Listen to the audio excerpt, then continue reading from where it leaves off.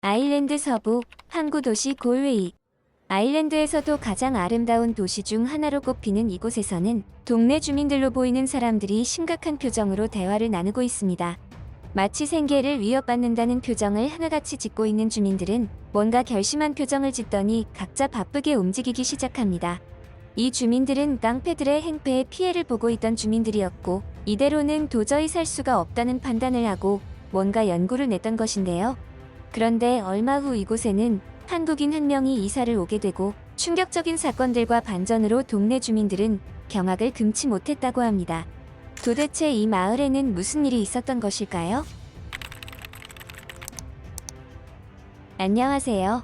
저는 아일랜드 서부 항구 도시인 골웨이에서 바를 운영하는 세르샤라고 합니다.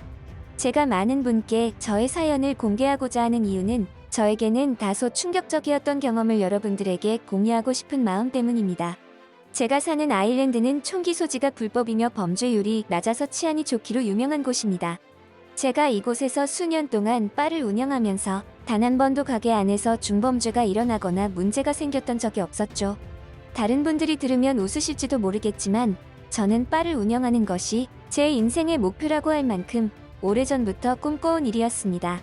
그랬기에 저는 하루하루가 정말이지 행복의 나날들이었어요. 그 일이 있기 전까지는 말이죠. 사실 저는 언제부터인지 동양인에 대한 선입견이 생기기 시작했습니다. 동양인들은 모두 험악하고 무서워. 절대 가까이 하지 말아야겠어. 제가 이런 생각을 하게 된 이유는 어느 순간부터 우리 가게에 찾아오는 험악한 인상의 동양인 손님 때문이었습니다. 사실 말이 손님이지 영업을 방해하는 회방꾼이나 다를 바 없었습니다.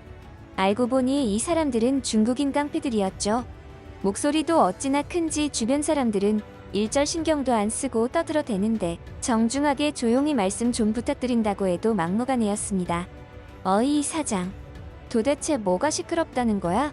내가 내 돈 주고 술 좀 마시겠다는데 뭐가 불만이야? 장사하기 싫어. 결국 저는 죄송하다는 말만 반복할 수밖에 없었죠. 그들이 깡패였지만 가게를 드나들 때는 무기를 소지하지 않아서 경찰에 신고해도 효과가 없었습니다. 게다가 술집에 건장한 남자 손님들도 그들의 험악한 인상과 태도, 기세에 눌려서 아무 말도 못했죠. 저는 이 깡패들이 오면서부터 심각한 스트레스에 병원까지 다니며 우울증 약까지 처방받아서 먹는 지경에 이르렀습니다. 그토록 행복하던 바 운영이었는데 이제는 출근을 하는 게 무서운 지경이었죠. 평범하지만 행복했던 과거의 생활들이 그리웠습니다. 이게 다 저 동양인들이 우리 가게에 와서 영업을 방해하면서부터야. 동양인들은 원래 저렇게 험악하고 무서운 사람들일까? 바에 출근하는 게 낙이던 내가 이제는 출근하는 게 두려울 지경이라니. 그냥 장사를 접어야 하나? 그럼 뭐 먹고 살아야 하지? 무서운 동양인들 때문에 잘 운영하던 바를 폐업해야 하나 싶은 생각까지 했죠. 뭐 그 정도 진상 손님 가지고 그렇게 호들갑을 떠냐고 하시는 분들도 있을 수 있겠지만 제가 워낙 그런 일을 겪어보지 못했던 사람이라서 더 심하게 반응을 했던 것 같습니다. 게다가 진짜 문제는 아직 시작도 안 한 거였죠. 언제부터인가 이 껄렁한 깡패들이 저희 가게에서 맥주 한 병만 시켜놓고 몇 시간을 떠들고 놀면서 손님들을 모두 내보내더니 사장인 저에게 말하더군요. 어이 사장, 요즘 장사 안 되지? 우리가 가게 장사 잘 되도록 보호해 줄 테니까 보호비 상납해. 안 그럼 장사하기 힘들 거야. 장사가 안 되는 이유가 자기들 때문인데 자기들에게 보호비를 상납하라니. 제정신으로 하는 말인가 싶었습니다. 하지만 워낙 험악한 얼굴로 말하다 보니 저도 주눅이 들어서 그때는 제대로 대답하지도 못했죠. 그저 그럴 돈이 없다는 말만 했습니다. 동네 사람들을 만나서 이야기를 해보니 가관이었습니다. 이미 우리 동네가 저 깡패들이 장악해서 저뿐만 아니라 다른 식당이나 술집 등 영업을 하는 자영업자들에게 죄다 보호비를 요구했다고 하더군요. 문제가 심각했습니다. 여기저기에서 볼멘불만들이 터져 나왔죠. 이대로는 장사를 접거나 저 깡패들의 행패를 막아야 하는 갈림길에 들어서야 했습니다. 결국 저는 동네 주민들 모임에서 의견을 내었습니다. 제 생각은 이래요. 저 깡패들이 우리를 너무 우습게 생각하고 있는 것 같아요. 우리 동네에도 예전에 운동 꽤 하시던 분들 많잖아요. 데이비드 씨, 로건 씨 같은 분들 말이에요. 게다가 지금도 운동 꾸준하게 하시는 덩치 크고 근육이 우락부락한 분들도 많고요. 근데 저 깡패들한테 굽신거리니까 우릴 더 우습게 하는 것 같아요. 우리가 전부 힘을 합쳐서 저들에게 우리가 만만하지 않다는 걸 보여줘야 할 것 같아요. 다른 분들 생각은 어떠세요? 제 의견에 많은 주민이 동의하는 듯했지만 섣불리 나서는 사람도 없었습니다. 제 입에서 직접 언급된 주민분들도 마찬가지였죠. 다들 그런 깡패들과는 엮이고 싶지 않다는 눈치였습니다. 이런 식이면 문제 해결이 되기는커녕 앞으로도 그들에게 불이익을 당하고 영업에 지장이 생길 게 뻔했습니다. 사실 무서운 건 저도 마찬가지였습니다. 저들에게 밉보였다가는 가게에 어떤 행패를 부릴지 몰랐고 더구나 그들이 저에게 인신상의 공격을 가해 올지도 모른다는 불안감이 있었기 때문이죠. 그래서 저 또한 주민분들의 심정을 이해할 수 있었습니다. 하지만 저도 주민들도 지금은 특단의 용기가 필요한 시기였습니다. 거참, 한번 해봅시다. 나도 예전에는 한가락하던 놈이라고. 장사 시작하고도 하루라도 운동을 빼먹은 적이 없어. 그 깡패들 나보다 덩치도 한참이나 작더구먼. 세르샷이 말이 맞아. 이대로 가만히 있다가는 우리 동네가 다 망하겠어. 다행스럽게도 주민분 중에서 한 분이 저의 의견에 동의해 주셨고 그 이후에는 이야기의 주제가 과연 어떻게 그들의 행패를 막을 것인가로 자연스럽게 흘러갔습니다.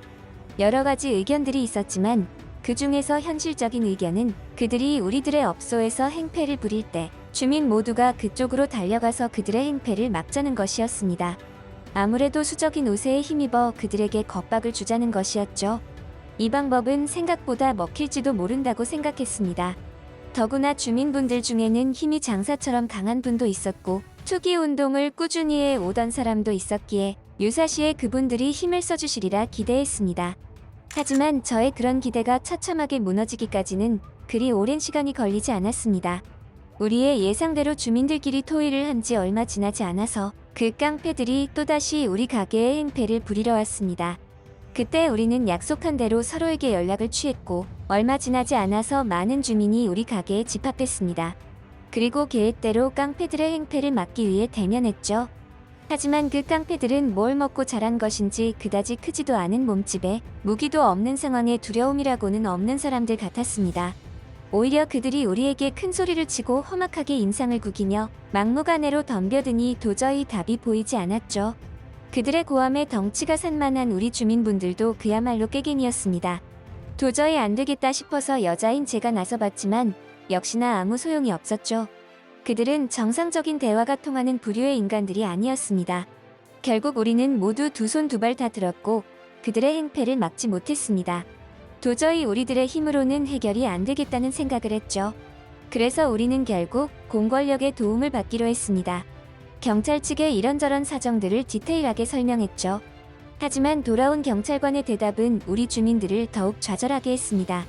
법률적인 문제 때문에 딱히 경찰에서 할 수 있는 게 없다고 말했죠. 그들이 사람에게 위해를 가하거나 물건을 파손하는 등의 사건을 일으키지 않는다면 우리가 할 수 있는 게 없다면서 말이죠. 그 깡패들은 그런 부분들을 훤히 꿰고 있는 듯 했습니다. 법에 저촉되지 않는 선에서 교묘하게 우리를 괴롭혔고 영업을 방해했으니까요. 결국에는 이 모든 상황을 우리 자신들이 해결해야만 하는 것이었습니다. 답이 없었죠. 그저 참으면서 살아가야 했습니다. 그 사람이 우리 동네에 오기 전까지는 말입니다. 얼마 전 우리 동네에 한국인 한 명이 이사를 왔습니다. 이사를 왔다고 음식을 싸들고 동네 집마다 방문하며 인사를 하더군요. 평소 같았으면 이웃의 이사를 오면 너무 반갑고 기쁜 일이었겠지만 그때 당시에는 그럴 정신이 없었습니다. 게다가 이사를 온 사람이 제가 그토록 두려워하는 동양인이었으니까요. 그리고 얼마 후 이 한국인 주민분은 동네 주민들의 표정과 여러 가지 정황들을 근거로 우리의 직면한 특별한 문제에 대해서 파악을 했던 모양입니다. 언젠가 한 번은 저에게 그 한국인 주민분이 물어보더군요. 혹시 마을에 무슨 문제라도 있습니까? 개인적인 문제가 있다고 보기에는 모두 안색들이 안 좋고 얼굴에 근심이 가득해서요. 이런 질문이 실례가 된다면 죄송하지만 조금이나마 도움이 되고 싶은 마음에 여쭙는 것이니 이해 바랍니다.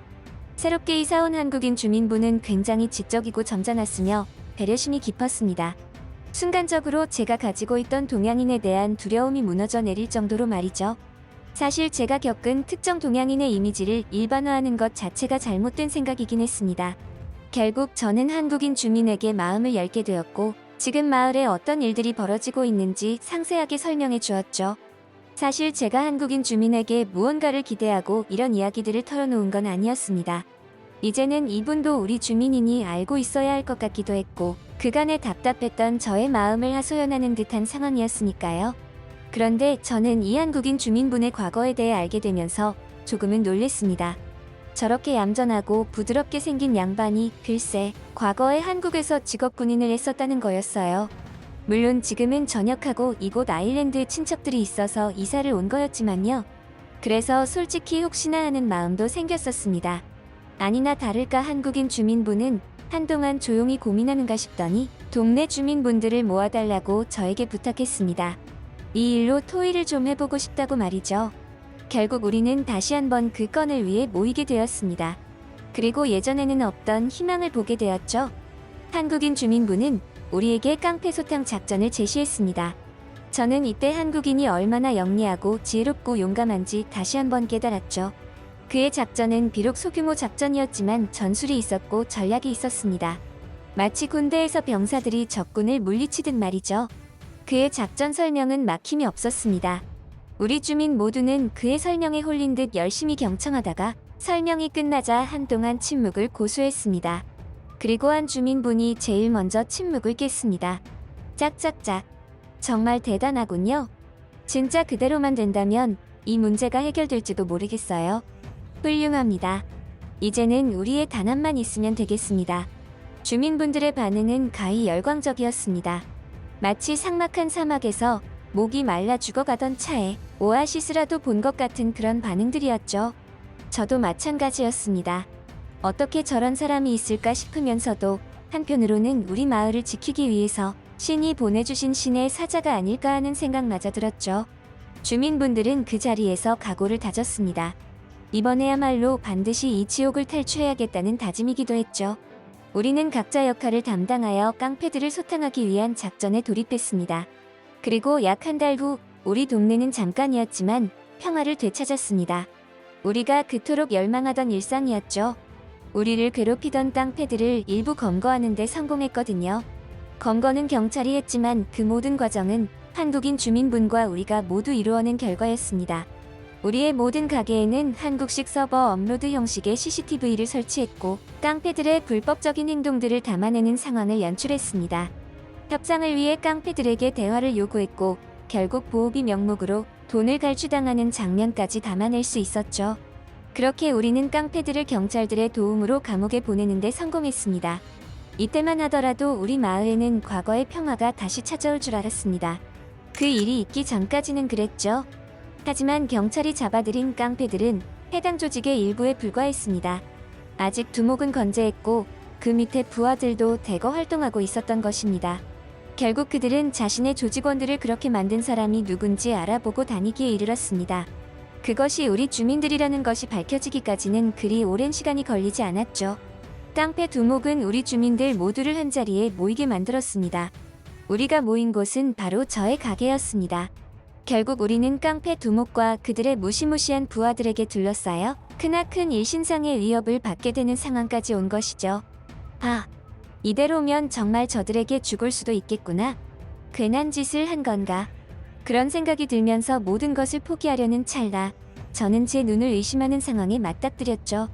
갑자기 깡패들에게 둘러싸인 저의 가게 주변으로 요란한 사이렌 소리가 들리기 시작했습니다. 그리고 이내 수많은 경찰들이 들이닥쳤고 그 자리에 있던 깡패 두목과 부하들은 모조리 잡혀갔죠. 알고 보니 이 모든 것은 한국인 주민분에 의해 일어난 일이었습니다. 이미 우리의 첫 번째 작전 이후로 조직 자체가 와해되지는 않을 것이라 판단하여 혼자서 미리 이 모든 것을 설계해 놓았던 것입니다. 미리 지금의 상황과 앞으로 깡패 두목이 이런 행동을 취할 것을 예상하고 경찰 측에 당부해 놓았던 것이죠. 군인 출신이라서 그런지 이쪽 경찰 쪽에도 인맥이 있는 것 같았습니다. 대체 어떻게 이런 생각까지 한 것인지 정말 무서운 사람이구나 하는 생각마저 들었습니다. 저는 한국인 주민분에게 힌트라도 좀 주지 너무 놀랐다고 말했습니다. 그랬더니 한국인 주민분은 이 사실이 새어나가면 본인뿐만 아니라 우리 주민 모두가 위험해질 수 있어서 그렇게 했다는 거예요. 비록 알고 지낸 지는 얼마 되지 않은 사람이었지만 이렇게 우리를 생각해주고 배려해주는 마음에 감동했죠. 한국에는 정이라는 감정 문화가 있다고 해요. 그래서 다른 사람들이 위험에 처하면 모르는 체 하지 않는다고요. 정말 대단하지 않나요? 그날 이후 우리 주민들은 무슨 문제가 생기면 곧장 한국인 주민을 찾아가곤 한답니다. 그리고 한국인 주민분에게는 우리가 모두 돈을 받지 않고 물건을 팔고 있습니다. 제 바에서는 술을 공짜로 드리고 식당에서는 식사가 공짜입니다. 결단코 돈을 주겠다는 한국인 주민에게 우리의 마음을 단칼에 거절하면 우리 상처받는다고 하니 어쩔 수 없이 받아들이더라고요. 스페인 카탈루냐의 바르셀로나. 이곳의 한 고속도로에서는 무슨 일인지 차량 경적을 울려대는 사람들이 보입니다. 그도 그럴 것이 도로 한복판에 멈춰선 차 한 대가 있기 때문인데요. 다들 옆 차선으로 돌아나가며 창문을 내리고 신경질적으로 한마디씩 하며 지나갑니다. 그런데 무슨 일인지 관광객으로 보이는 한국인 한 명이 자신의 차를 세우고 도로에 멈춰선 이 차량에 다가갑니다. 그리고 큰 충격에 빠진 듯 보이는 한국인 남자. 도대체 이 고속도로에서는 무슨 일이 있었던 것일까요? 루시아, 참 너는 내 딸이지만 뭐가 되려고 그러니? 왜 이렇게 공부를 못해? 네 오빠의 반만 좀 닮아봐라. 제가 어렸을 적 부모님에게 자주 듣던 소리였습니다. 우리 부모님은 어렸을 때부터 공부를 곧 잘하는 오빠에게 기대가 컸죠. 반면 저에 대해서는 일말의 기대조차 하지 않으시는 것 같았습니다.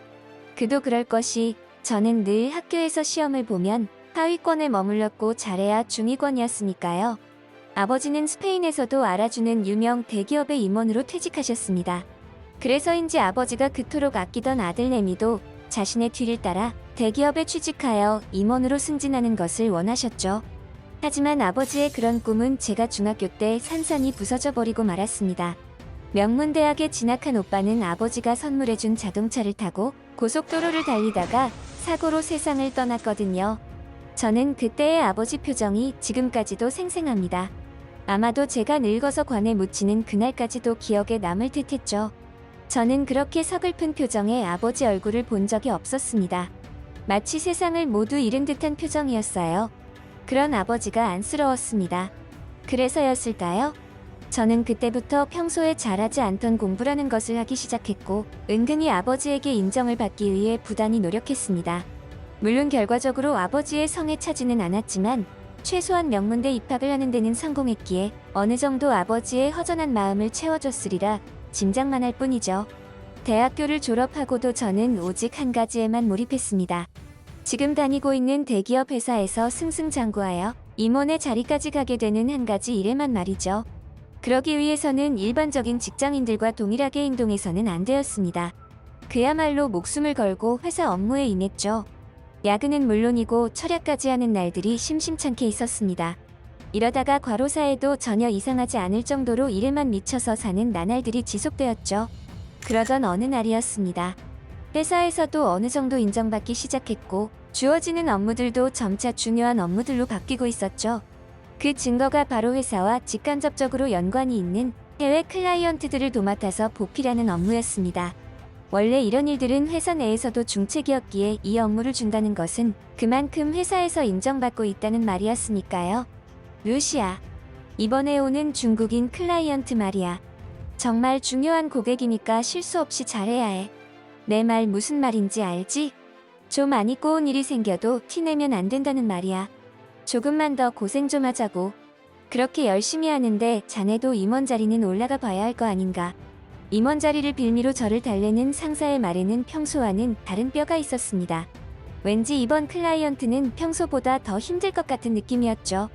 하지만 저에게 임원 자리를 빌미로 일을 시키는 행동은 너무나 효과적이었습니다.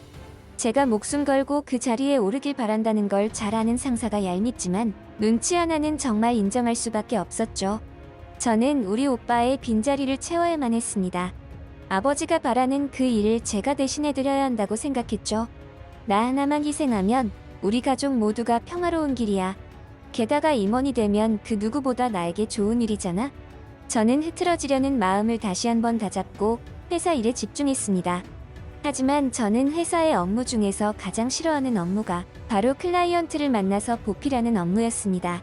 이건 뭐 사실 제 성별이 여자가 아니라 남자여서도 싫어했을 일입니다. 유독 클라이언트 중에는 저를 파트너가 아닌 자신의 몸종으로 생각하는 부류의 사람들이 많았기 때문이죠. 그런 사람들과 같이 지내다 보면 이게 뭐 하는 짓인가 싶고 이렇게까지 해서 여기에 있어야 하나 싶은 마음이 들기도 합니다.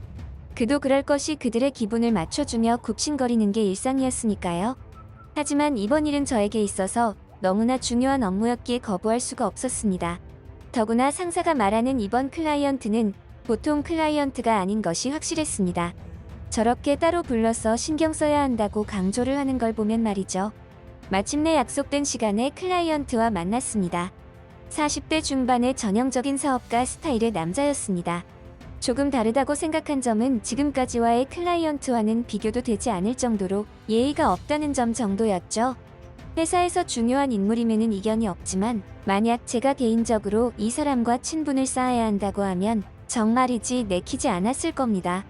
그나마 비즈니스적으로만 알고 지내는 것에 다행이라고 해야 할까요?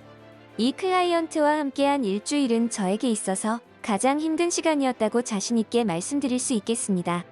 한 번은 4일째 되던 날이었습니다. 그가 저에게 말하더군요. 루시아, 내 이야기를 들어보니 회사에서 엄청 열심히 한다고 하던데 내가 들은 이야기는 전부 헛소리인가? 내가 흡연자인 거 몰랐어. 나한테 이런 식으로 대접하면 곤란한 건 내가 아니야. 당신이지. 당장 가서 크리스탈 잿더리로 가져와. 난 이딴 싸구려 모텔식 잿더리는 기분 나빠서 안 써. 순간적으로 저는 제 귀를 의심했습니다. 이렇게 무례한 사람도 있구나 싶으면서도 속으로 우라통이 치밀었죠. 이런 미친. 내가 저놈 잿더리까지 예쁜 크리스털로 대령해야 하나? 아, 이런 왕첸씨. 제 생각이 짧았네요. 크리스털 잿더리가 있는지 한번 알아보겠습니다. 그리고 저는 속으로 아무리 임원 자리가 탐나도 클라이언트 대접하는 일은 피할 수 있으면 피해야겠다고 생각했죠. 만약 이 짓을 지속해서 하다가는 임원 자리에 앉아보기도 전에 스트레스 때문에 명대로 살지도 못할 것 같았으니까요. 내가 정말 제대로 된 길을 걷고 있는 게 맞을까? 아버지의 허전함을 채워드린다는 맹목적인 생각으로 이곳까지 오게 된 건 아닐까? 과연 내가 정말로 원하는 게 대기업의 임원 자리가 맞나? 이럴 때면 늘 회의감이 들었는데 이번에는 그런 것이 조금 심했죠. 하지만 저는 이런 감정이 들 때 어떻게 해야 하는지 잘 알고 있었습니다. 쓸데없는 생각이 들 때면 몸을 혹사하는 것이 가장 최선의 방법이라는 걸 말이죠. 잡생각은 버리고 클라이언트와 무사히 계약을 마무리했습니다. 다행히 마지막에는 간도 쓸개도 다 빼놓고 대응하는 제 모습에 흡족했는지 계약상에서는 별다른 문제를 삼지 않고 넘어갔습니다. 루시아, 정말 고생했네. 왕춘 씨도 자네 칭찬을 많이 하더군. 힘들었을 텐데 정말 고생했어. 내 자네를 반드시 임원 자리에 앉히고 말 거야. 자네가 아니면 누가 그 자리에 들어가겠나? 그래서 하는 말인데. 상사는 잔뜩 들뜬 채 저를 칭찬하다가 금세 본론으로 들어갔습니다. 그리고 저는 다음에 이어지는 상사의 말에 기겁하고 그 자리를 뛰쳐나가버리고 싶었죠. 이번이 진짜 마지막이네. 이번만 자네가 좀 봐주면 다음엔 절대 클라이언트 미팅 거는 자네한테 맡기지 않는다고 내 약속하지. 이번엔 사실 왕춘 씨 건보다도 더 중요한 건이야. 우리 회사에 사활이 달려있어. 그런데 이번 클라이언트는 정보가 별로 없어서 말이야. 아무한테나 맡길 일이 아니란 거야. 한국에서 오는 귀빈인데 이쪽 기술이 아니면 지금 우리가 진행 중인 대형 프로젝트가 죄다 망하게 생겼어. 정말로 진짜로 이번에야말로 마지막이라고 확답받은 다음에야 저는 그 업무를 맡겠다고 했습니다. 직속 상사가 저렇게까지 부탁하는데 들어주지 않는다면 아마 저는 더 이상 이 회사에 다니지 못할 겁니다. 부탁이지만 사실상 명령과 다름없었죠. 얼마 후 한국에서 클라이언트가 도착했습니다. 그런데 이게 무슨 일인지 제가 그동안 겪었던 클라이언트와는 사뭇 다른 느낌과 분위기였습니다. 그와 저는 파트너 사이였지만 엄밀히 따지면 제가 을이고 한국 클라이언트는 갑의 위치에 있는 상황이었습니다. 그런데도 그는 전혀 그런 티를 내지 않았고 오히려 저를 배려해주는 모습들을 자주 보였습니다. 대체 저 사람의 속내를 모르겠네. 저러다 또 언제 사람이 휙 바뀔지 모르니 안심하지 말고 항상 경계하고 조심하자. 젠틀한 클라이언트였지만 저는 방심하지 않았습니다. 저러다가도 한순간에 별것 아닌 일로 돌변해서 저를 당황케 할지도 모른다고 생각했기 때문이죠. 이때만 하더라도 저와 한국 클라이언트 사이에 그런 일이 있을 거라고는 상상도 하지 못했습니다. 저는 이 당시에 한국 클라이언트를 상대하는 일 외에도 회사에서 맡고 있는 업무가 과하다 싶은 정도로 많았습니다. 그래서 야근하는 경우는 허다했고 심지어 이번에 한국 클라이언트 미팅 건을 맡게 되면서 철야까지도 하는 상황이 생겼죠. 이런 부분들이 그 사달이 나게끔 만든 장본인이었습니다. 어느 날 철야를 끝내고 날이 밝아서 퇴근한 저는 집에서 씻지도 못하고 잠자리에 들어 3시간 정도만 잠을 잤다가 다시 출근해야 하는 상황이었습니다. 한국 클라이언트와의 미팅 약속이 잡혀 있었거든요. 클라이언트를 만나러 가던 중이었습니다. 저는 아주 잠깐 눈을 감았다 떴고 그 순간 큰 충격에 휩싸였죠. 눈을 떠보니 병원이었거든요. 병원 입원실에서 정신을 차린 저는 고속도로를 한참 지나던 것까지만 기억이 났습니다. 눈을 뜬 지금 병원 입원실에는 간호사와 한국인 클라이언트가 있었죠. 사정을 알고 보니 정말이지 기가 막히고 코가 막혔습니다. 저는 고속도로 한복판에서 죽다가 살아났던 거였습니다. 제가 잠시 눈을 감았다고 생각한 것은 사실 눈을 감은 게 아니라 실신했던 거였고 잠깐이었지만 심정지 상태도 왔었다고 했습니다. 그런데 이게 무슨 천운인지 저와 약속이 잡혀있던 한국인 클라이언트가 저와 같은 도로를 지나다가 도로 위에 정지해 있던 제 차량을 목격했다고 했죠. 비상등을 켜고 제 차 안을 살펴본 한국인 클라이언트 분은 운전자의 상태가 좋지 않다는 걸 직감하고 본인의 차량에 소지하고 있던 비상용 해머를 이용해 제 차량 창문을 깨부쉈다고 하더군요. 그 다음 제 상태를 살피고 곧바로 구급대에 연락을 취했고 구급대가 오는 도중에 제가 심정지 상태를 보여서 심폐소생술까지 하셨다고 말이죠. 세상에나. 한국인 클라이언트 분이 제 생명의 은인이셨습니다. 저는 심각한 수면 부족의 과로까지 더해져서 자칫하면 사망에 이를 수도 있었다고 했습니다. 들리는 말에는 고속도로 한복판에 차가 멈추어 섰는데도 아무도 차 안을 들여다볼 생각을 안 하고 비켜 돌아가기만 했다더군요. 만약 한국인 클라이언트 분이 아니었으면 저는 이미 지금쯤 이 세상 사람이 아닐지도 몰랐습니다. 저는 진심으로 한국인 클라이언트 분에게 감사의 뜻을 표했습니다. 승호 씨, 정말 감사합니다. 그리고 죄송합니다. 그런데 혹시 저라는 걸 아시고 그런 행동을 하신 거예요? 고속도로 위에서 정차하시고 차에서 내리시면 승호 씨도 위험할 텐데요. 아니요. 처음에는 몰랐습니다. 하지만 워낙 일반적이지 않은 경우라서 혹시나 운전자가 위험한 상황일지도 모른다고 생각했죠. 제가 아니라 다른 한국인이었어도 저처럼 행동했을 겁니다. 그 이후로 다행히 미팅 계약건도 무사히 마무리되었습니다.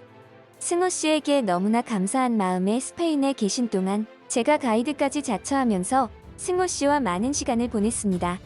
승호 씨는 정말이지 제가 존경할 수 있는 사람이었습니다.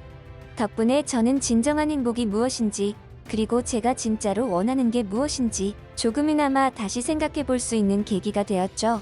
죽은 오빠를 대신해 아버지의 빈자리를 채워주는 것이 최선이 아니라는 걸 깨달았습니다. 오빠, 이제부터는 내 인생을 살아도 괜찮지? 나중에 만나면 나한테 칭찬해줘. 최선을 다해줘서 고맙다고.